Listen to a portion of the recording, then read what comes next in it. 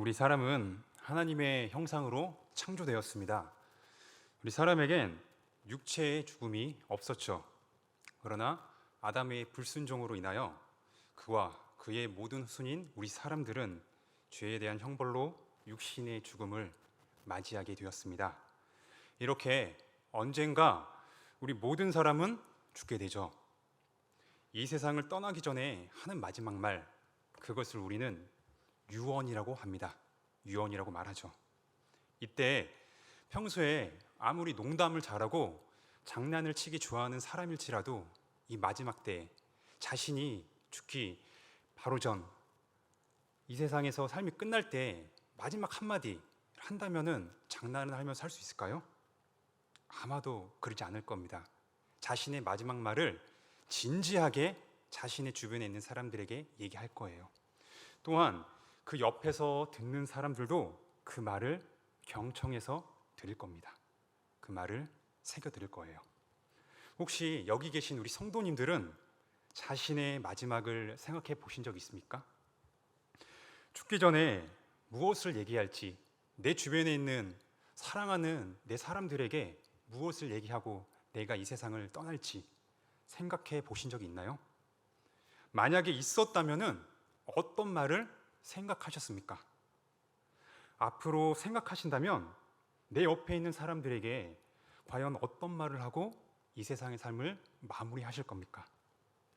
오늘 우리가 같이 읽은 본문은 야곱의 아들 요셉이 자신이 죽기 전에 이스라엘 백성들에게 말한 내용으로 하나님께서 돌보시고 인도하실 것이다 라는 말을 남깁니다. 그는 왜 이 말을 했을까요? 인생을 살면서 여러 가지 산전수전, 우여곡절을 겪었던 그가 왜 마지막 말을, 우리가 같이 읽은 성경에서는 이 요셉의 유언이 단 2절로만 언급됩니다. 왜 그는 이 짧은 2절로 자신의 유언을 남겼을까요? 분명히 이것 말고도 여러 가지 하고 싶은 말이 많았을 텐데 말이죠.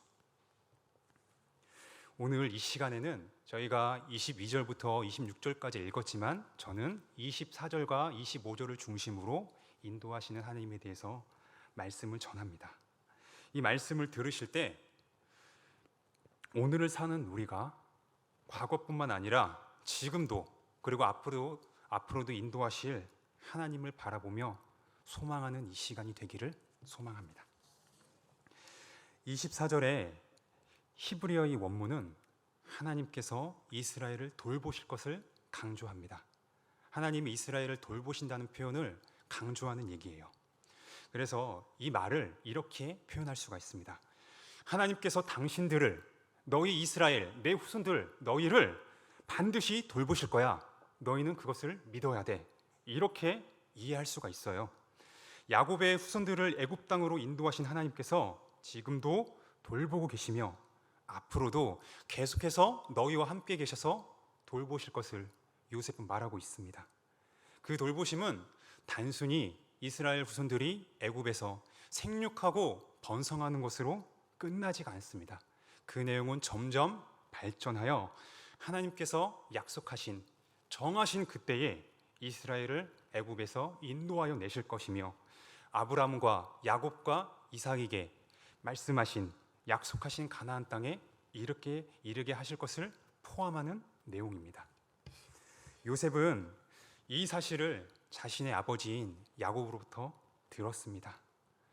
그가 단순히 자신이 사랑하는 아버지로부터 이 말을 들었기 때문에 이 하나님의 약속을 신뢰하고 확신에 차서 자신의 후손들에게 이 말을 한 것이 아닙니다.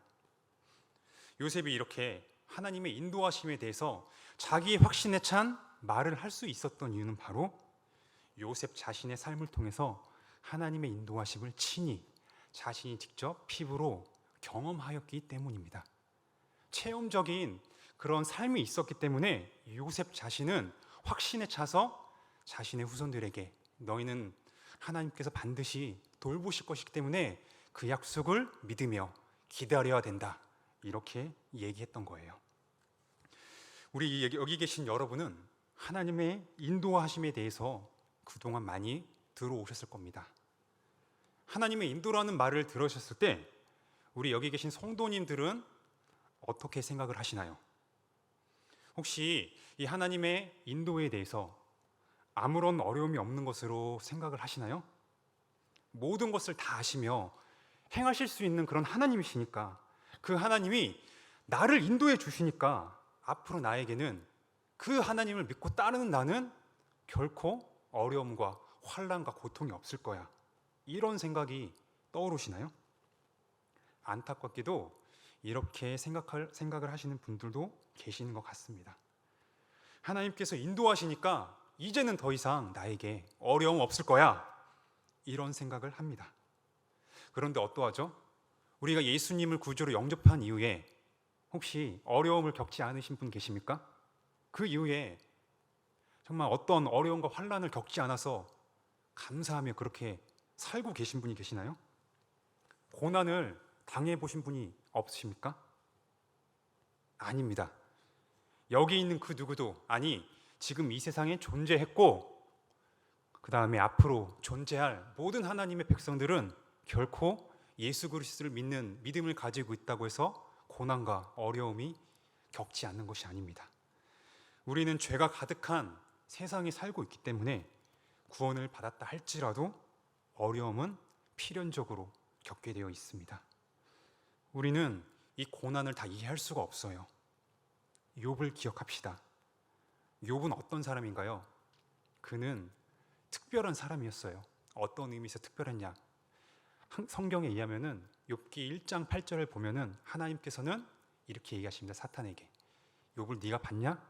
욥같이 세상에서 온전하고 정직하며 하나님을 경외하며 악을 떠난 사람이 없다. 하나님께서 직접 이렇게 말씀하셨어요. 우리 중에 그런 사람이 있나요? 하나님께서 너는 온전하고 내 앞에서 정직하며 나를 경외하기 때문에 악에서 떠난 그런 삶을 살고 있다, 이런 말을 들을 사람이 과연 몇 명이나 될까요? 아마도 많지는 않을 겁니다. 저를 포함해서요. 욥은 이처럼 하나님으로부터 칭찬을 받은 인물입니다. 이런 사람인데 그는 어떠한 일을 만났죠? 우리가 잘 알다시피 모든 것을 잃게 되는 안타까운 사건을 경험했습니다. 그냥 자신의 가지고 있던 재산만 잃으면 그나마 괜찮을 수도 있어요. 그런데 어떻게 됐죠?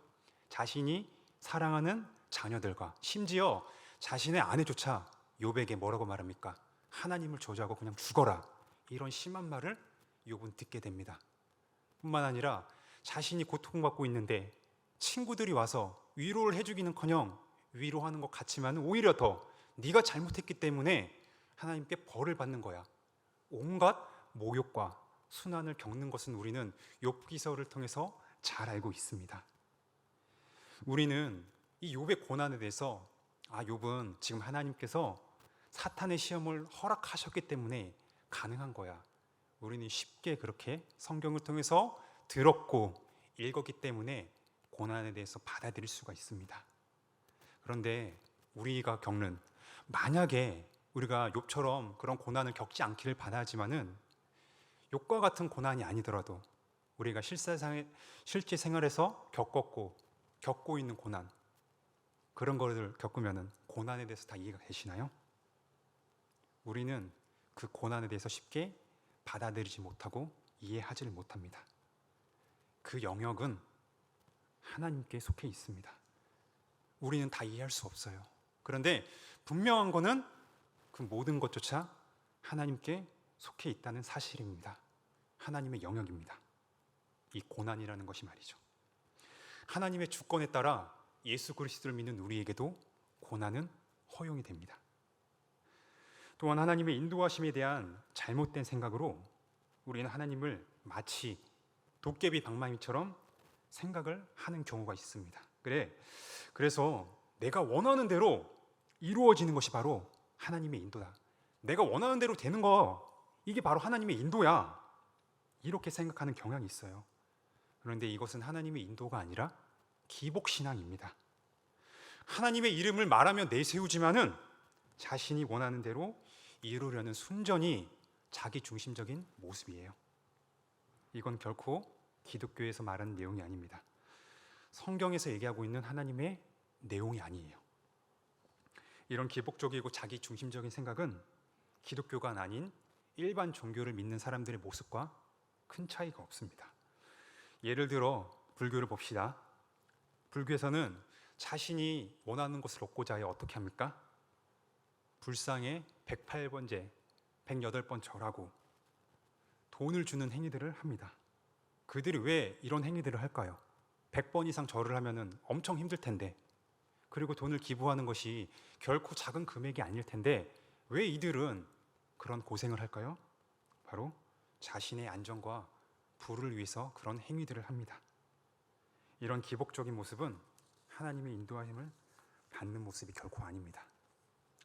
우리는 간혹 자신의 원대로 이루어졌다는 간증을 듣는 경우도 있는데 이것은 일반적이지 않습니다. 그 간증이 사실이지만은 그건 하나님의 특별한 은혜로 이루어지게 한 개인의 경험입니다. 이 개인 경험을 가지고 우리가 일반화시키면은 하나님의 인도하심을 크게 오해할 수가 있습니다. 하나님의 인도를 이렇게 자기중심적으로 이해할 때 우리의 모습은 어떻게 될까요? 하나님을 원망하게 됩니다. 하나님께 불평을 하며 어린아이처럼 떼를 쓰게 됩니다. 어린아이가 부모에게 자신이 원하는 것을 사달라고 했을 때 들어주지 않으면 어떤 모습을 보이죠? 울고불고 떼를 쓰는 것처럼 우리도 어린아이는 아니지만은 하나님께 그렇게 어린아이와 같이 울고불고 떼를 쓰게 됩니다. 오늘 본문에 등장하는 요셉은 어떠합니까? 그의 삶이 어떠했나요? 좋은 일만 있었을까요? 하나님의 인도하심을 받은 요셉이기에 그렇게 하나님께서 함께 하실 것을 확실하게 확신을 가지며 말한 그였기에 그의 인생이 꽃길처럼 평탄했을까요? 요셉의 삶을 보도록 합시다. 요셉은 우리가 잘 알다시피 17살, 17세에 그는 애굽에 끌려가게 됩니다. 그냥 끌려가게 된 것도 아니라 자신의 형들, 자신의 가족으로부터 배신을 당하게 되죠. 자신의 형들이 아버지가 요셉만 너무 이뻐하니까 그 질투 때문에, 또한 요셉이 꾼 꿈을 들으니까 더 화가 나서 자신의 친동생을 애굽 사람들에게 팔게 됩니다. 그래서 요셉은 애굽으로 끌려가 보디발의 종이 되죠. 그럼에도 불구하고 요셉은 하나님 앞에서 신실하게 살았습니다. 그리하여 보디발에게 인정을 받고 보디발 집의 2인자가 되죠. 그런데 안타깝게도 이렇게 하나님과 사람에게 신실했던 요셉에게 안타까운 일이 일어나죠.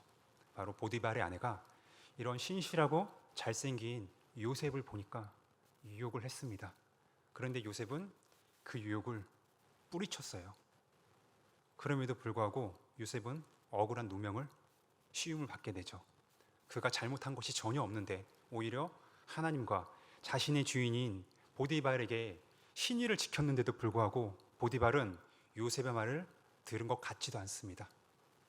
요셉을 죽이지 않은 건 다행이지만은 요셉을 감옥에 쳐넣게 됩니다.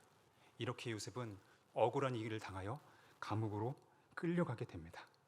이 감옥에서도 하나님 앞에서 하나님의 임재를 의식하며 살았던 그는 신실하게 감옥 생활을 하게 됩니다.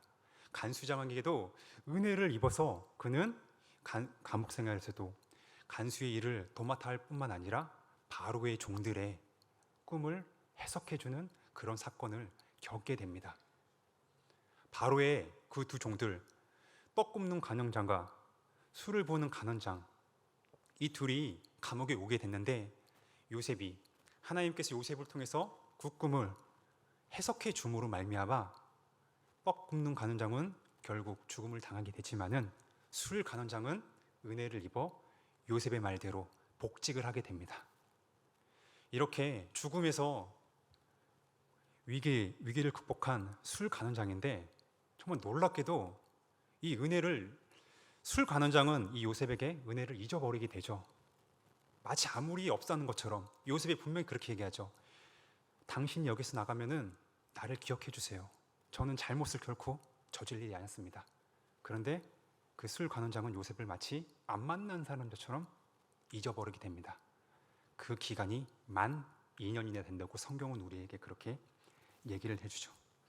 이렇게 요셉과의 약속을 잊은 채 만 2년이 지났습니다. 요셉은 기다렸지만은 잊혀지게 되었습니다. 형들로부터 배신을 당하고 억울한 누명을 씌우고 약속을 기다렸지만은 기다림을 계속 기다릴 뿐만 아니라 잊혀지게 되는 그런 경험들을 했습니다.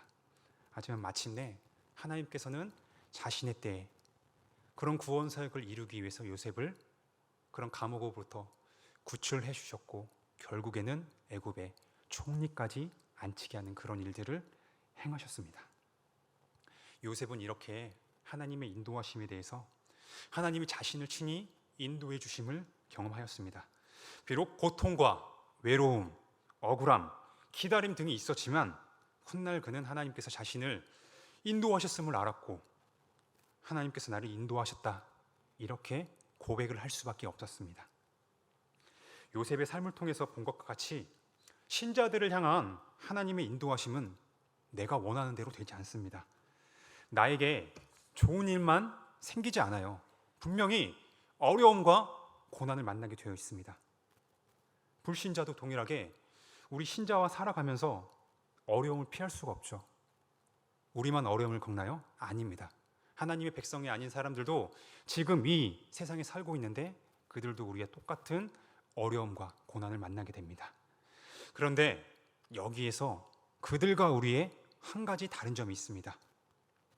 그것은 무엇일까요? 아주 큰 차이입니다. 이것은 바로 하나님이 우리 신자와 함께 하셔서 인도하신다는 그 사실입니다. 살아계신 하나님이 우리와 함께 하신다는 그 사실입니다. 불신자들에게는 안타깝게도 하나님의 인도하심이 없습니다. 그러나 우리에게는 인도하심이 있습니다. 그렇게 우리는 비바람을 만난다 할지라도 넘어진다 할지라도 다시 일어설 수가 있습니다. 그리고 고백을 할 수밖에 없습니다. 하나님께서 어려운 상황 가운데서도 우리와 함께 하셨다 이렇게 말입니다. 하나님의 인도하심을 경험한 요셉은 하나님의 약속이 언제 이루어질지는 정확하게 알지 못했습니다. 그럼에도 불구하고 그는 하나님이 이스라엘을 애굽에서 인도하여 주실 것을 확실하게 믿었습니다. 그래서 자신의 후손들에게 확신을 가지고 말했죠. 하나님께서 너희를 반드시 방문하셔서 너희를 돌보실 것이다. 너희와 함께 하실 것이다. 이렇게 말입니다. 요셉의 이 믿음은 어떻게 되었을까요? 그가 믿은 대로 시간이 지난 후에 이스라엘 역사 속에서 하나님이 이스라엘과 함께 하심이 그대로 드러났습니다. 힘이 없는 이스라엘 사람들이 어떻게 그 당시 최강국인 애굽에서 나올 수가 있었을까요? 이스라엘에게 뛰어난 무기가 있었을까요? 그들이 전쟁을 대비해서 훈련을 하고 있었을까요? 없었습니다. 아무것도 없었습니다. 그럼에도 불구하고 하나님은 그들을 구원해 주셨습니다. 하나님 자신의 크시고 강한 손과 팔로 자신의 백성 이스라엘을 친히 구원해 주셨습니다. 뿐만 아니라 하나님의 인도하심은 광야 생활에서도 드러났죠. 아무것도 가진 없는 그들 떠돌아다니는 유목민족인 그 이스라엘이 40년 동안 어떻게 광야에서 굶지 않고 신발이 헤어지지 않고 그렇게 살 수 있었을까요? 바로 하나님께서 그들과 함께 하셨기 때문에 가능했습니다.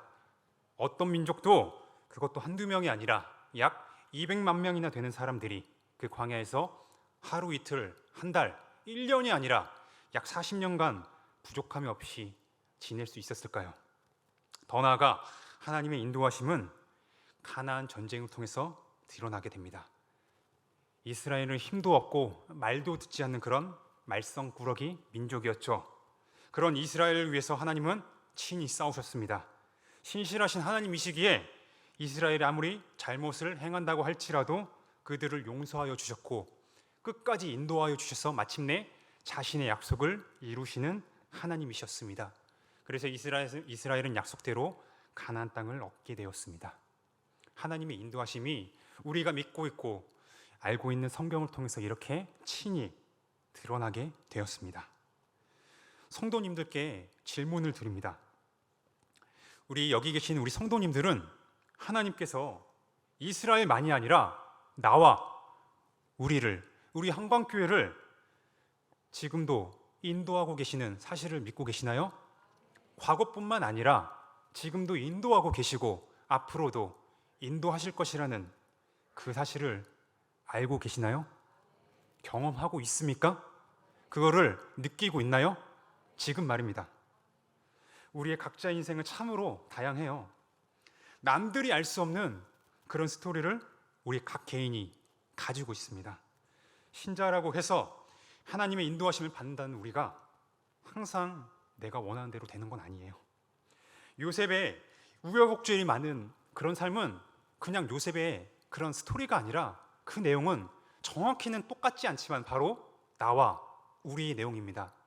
우여곡절, 다사다난한 그런 인생의 내용이 바로 우리의 이야기예요. 우리 각자도 지금까지 살아오면서 다양한 일을 겪으셨죠. 슬픔, 분노, 외로움, 기쁨, 감사, 이런 것들이 바로 우리의 삶입니다. 이것은 모든 인간이 과거에도 겪었고 지금도 그리고 앞으로도 겪을 그럴 내용이에요. 우리 주 예수님께서 이 땅에 다시 오시기 전까지 모든 사람들이 겪어야 할 그럴 내용입니다. 그런데 신자인 우리는 특별합니다. 불신자와 똑같은 일을 겪지만은 다릅니다. 앞에서도 언급했지만 그것은 바로 하나님이 우리와 함께 계셔서 친히 인도하신다는 그 사실입니다. 이것이 우리에게는 특권이고 복이에요. 아무에게나 주어지는 것이 아니라 예수 그리스도를 믿는 우리에게만 주어지는 특권이자 복입니다. 비록 우리는 그 하나님의 인도하심을 세세하게 몇 월 며칠 어떻게 그런 사건들이 일어나는지 알 수가 없습니다. 그럼에도 불구하고 피조물인 우리가 전능하신 그 창조주께서 그 창조주가 우리를 보호하시며 인도함을 받는다는 사실은 참으로 놀랍습니다. 안 그렇습니까? 우리에게만 주어지는 특별한 일이에요. 이 시간에 하나님께서 우리를 어떻게 인도하셨는지를 돌아보시길 바랍니다. 지금도 돌보아 주시며 인도해 주시기에 우리는 지금 어디에 있습니까? 우리 한강교회 예배당에 있고 모여서 하나님께 예배를 드리고 있습니다. 얼마 전까지 있었던 코로나 때를 우리가 생각해 봐요. 어떠했습니까? 약 2년이 넘는 시간 동안 우리는 모여서 하나님을 예배하고 싶고 내가 사랑하는 우리 교회 사람들과 같이 식사 교제하며 말씀 교제, 기도 제목을 나누고 싶어도 제한을 받았습니다. 우리가 모이고 싶어도 어떻게 할 수가 없었어요. 그런데 어떻습니까? 지금은 우리가 이렇게 제한이 풀린 상태에서 모여서 하나님을 예배하고 성도의 교제를 나누고 있습니다. 이것이 우연일까요? 우연일까요? 아닙니다. 하나님께서 지금도 우리를 인도하셨기 때문에 이것은 가능한 거예요. 그런 일이 그래서 가능하게 된 겁니다. 하나님께서 우리에게 허락하여 주셨기 때문에 우리가 지금 이 주일에 이 자리에 모여 있는 것입니다. 하나님은 지금만 인도하시는 것으로 끝나지 않습니다. 앞으로도 영원토록 우리와 함께 계시며 친히 인도하실 것입니다. 본문의 요셉의 말이 성경에서 그대로 성취된 것을 우리는 기억합시다. 지금도 하나님은 우리를 인도하고 계십니다. 영원토록 말이에요. 기도하겠습니다.